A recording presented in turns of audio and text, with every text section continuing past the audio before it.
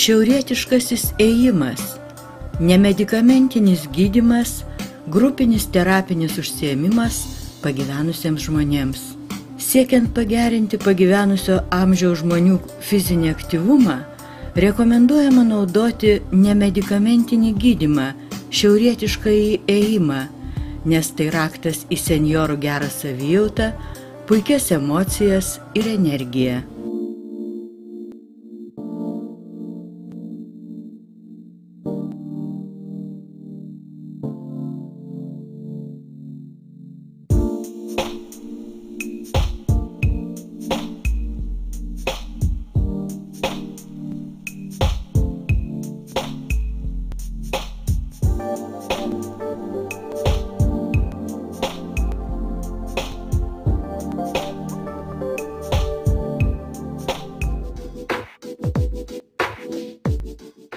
Šiaurietiškasis ėjimas yra veiksmingas gydant kvėpavimo ir kraujotakos sutrikimus, stuburo, Parkinsono ir Alzheimerio ligas, osteoporozę.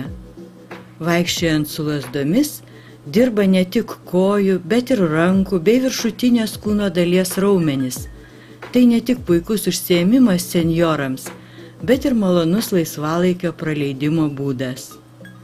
Šiaurietišku ėjimu dėl jo teigiamo poveikio gali užsiimti visi nepriklausomai nuo fizinio pajėgumo lygio. Kaip saugi judėjimo forma, ji gali teikti džiaugsmo netgi sunkiai vaikštantiems ir turintiems judėjimo problemų žmonėms. Su šiaurietiško ėjimo lazdomis galima atlikti įvairius pratimus. Pagrindinė šiaurietiško vaikščiojimo taisyklė – žengiant kairę koją, į priekį statyti dešinėje rankoje laikomą lazdą ir atvirkščiai. Paprastai lazdas rekomenduojama rinktis pagal ūgį.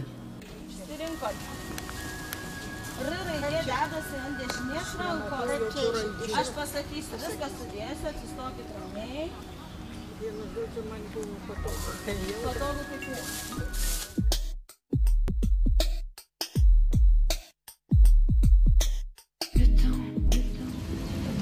Ojytės turi žiūrėti taip. O jūsų lazdelę gal galim paimti padėti. Čia. Labai paprastai, va. Va taip, va. Ir va, kišat, va. Va taip, va. Kaip pirštinė. Ką? Su lazdelėm šiandien eisim. Ką pilnu? Penktadienį eisim su lazdelėm. Kišam. Kišam visą tą. Tik nykštę atskiriam. Aš nesakiau, ką jau čia pasakos. Tuoj, Edmundai, tuoj.